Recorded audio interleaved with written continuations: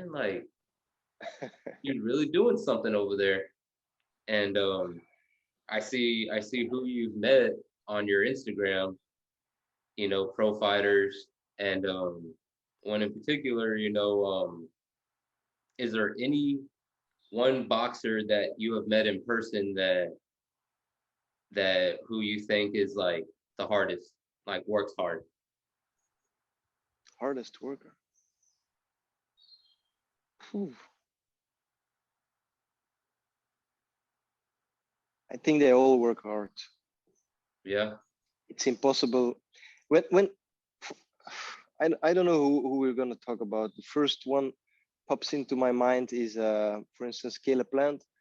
Hmm. When I saw Caleb moving 5 years ago in the Mayweather gym, we were talking about Canelo, and he already had his eyes on Canelo at that moment. He said, "Oh, I would love to fight that guy," and uh, he was already so um, well in shape back then that you gotta understand this thing is not from nothing. The guy is raised into the sport, and the way he has the tension in his body, or the core stability. It's impossible to gain this through some easy work, but we call it easy work Hmm. because it's the invisible training. It's the training that nobody sees. Hmm. But he started at a very young age, and this is just an example. Huh? I'm not saying Caleb is or all the other fighters aren't working hard.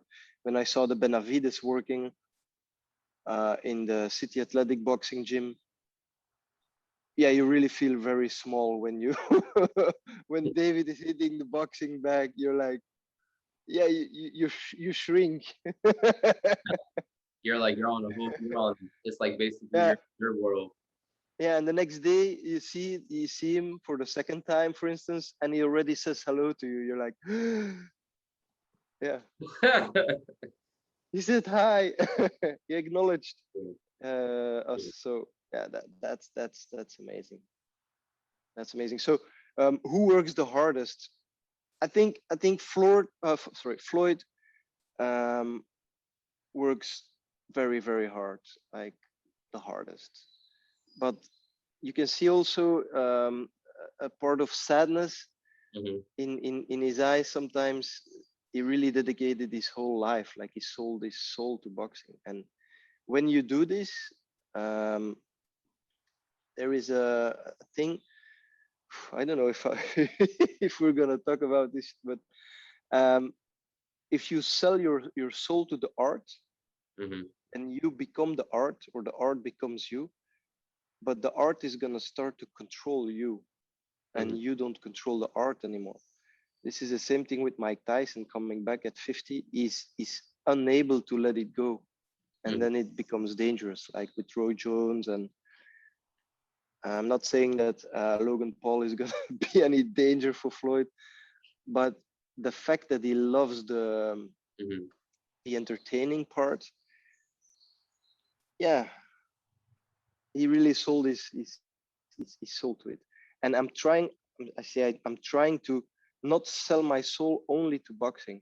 I'm trying to sell it to different parts that are more controllable than only the boxing, because once the microbe of boxing gets to you, you're in for a hell of a trip.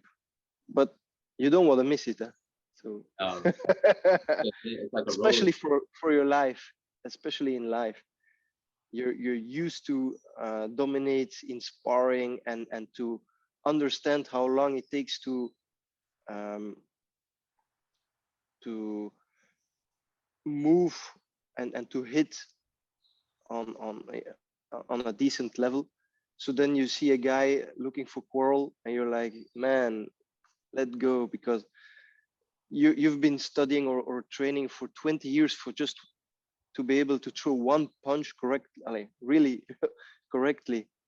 How is a guy that is trying to offend you? So you don't want to get into trouble, knowing you're you're like a machine. And this is something that also in verbal contact, you immediately feel it when somebody is sure of himself. Hmm. So it's something that when you're not when you're not certain about yourself, boxing can really be a help. Um, it can really tell you tell something about yourself, because we don't realize how strong we are, Hmm.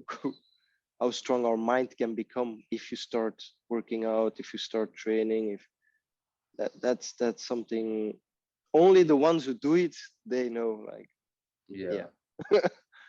Like just by watching Floyd on the way his reactions are like the guy's going over here, but like Oof. he's right here and then he barely moves out the way. His reflexes are crazy. Yeah, And yeah, that's one he thing sees that everything. yeah, that's one thing that I'm always like, if something's about to fall, I'm always like already like a step ahead of it. And if it falls into my hand. And it's just like Yeah, but it's the motricity. The more you train, the more you understand, the more you see, the more it develops, and it's a never-ending process. hmm. And I So just you start seeing things live. You start seeing the little details in social, on a social way. On you see flaws, you see advantages, you start seeing everything. And it's proven that the more neural pathways you create in your brain, you can use them for different kind of things. mhm. It's like my coach. I always say that's my coach, and his name is Trevor Sambrano. And I've been with different coaches from different levels, but that guy is really on a whole other level.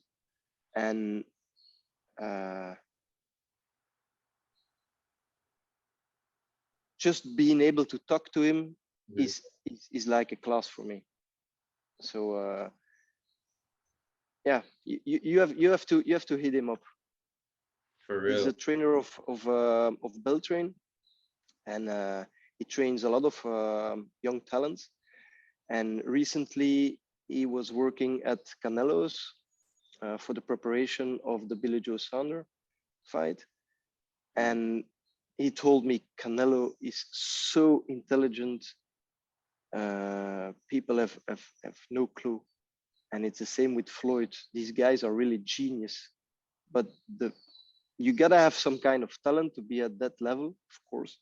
But the way they train, they do it the right way.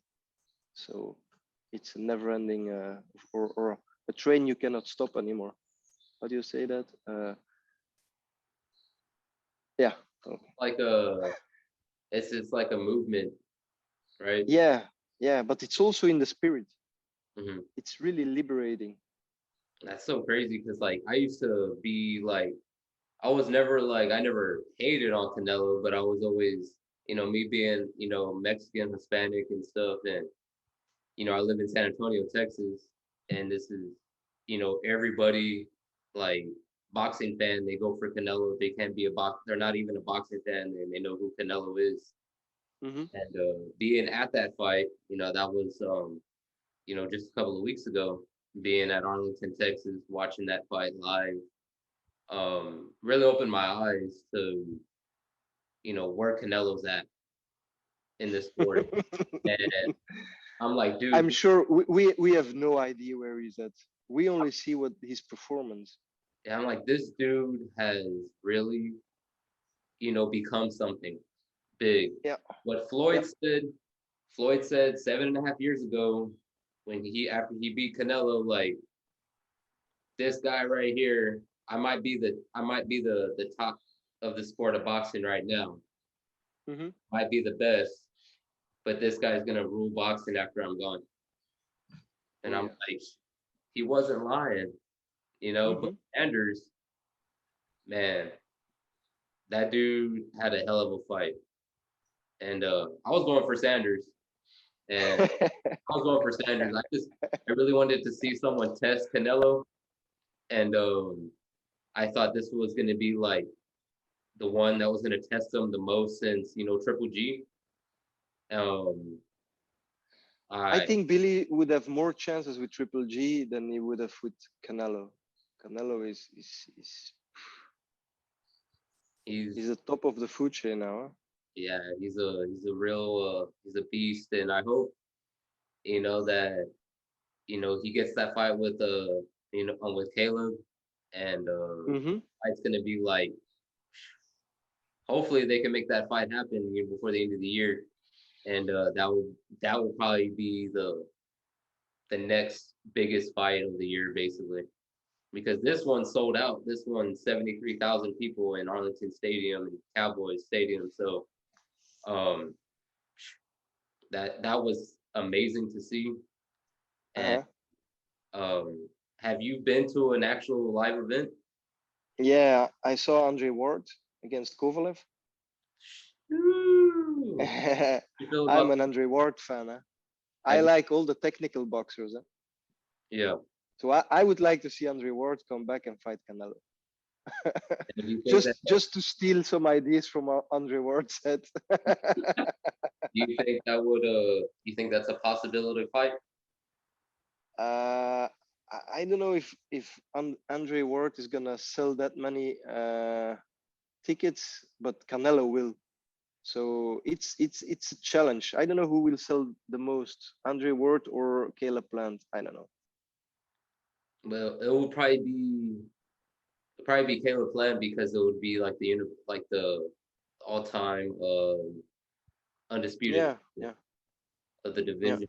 And if that fight I would think happen, Caleb has a better management at that point. yeah, Ward, I think he's living life right now outside of Hmm. boxing, and who knows if he's even thinking about coming back.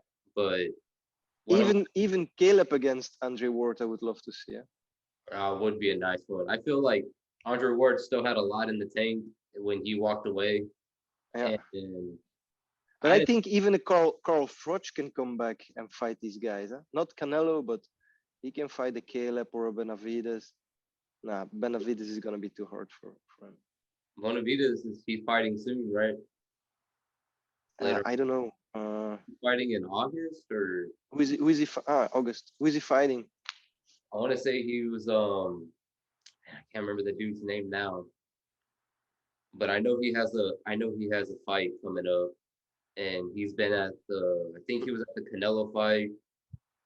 Yeah, They've been promoting the fight for a while now, like his yeah. name, and see what happens. It's going to be a crazy time for boxing this summer, and it's real wild just to be even a slim part of it, with these guys that I've talked to, and and so basically, who's your favorite fighter of all time? All times, All Floyd. Floyd. time.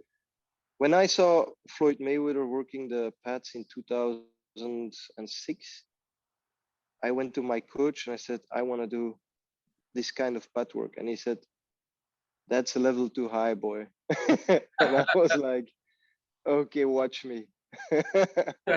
That's a little. Then 10 years later, I was working out with his father, and it was nice. It was like a dream coming true. But I'm telling you, all the coaches and all the inspiration that I got from them, Trevor Sombrano is yeah. If you want to put all the fighters in a line, and let's say Canelo will pop up, for me, from the coach's point of view, Trevor Sombrano pops up. Wow. Yeah, you want to talk to the guy, I gotta get honestly. I gotta get him on. He can explain everything so clear that even years later you're like embarrassed for not understanding what he was saying, because your ego is in inter training. And but then afterwards you look at your images and you're like, Oh yeah, he told me before, and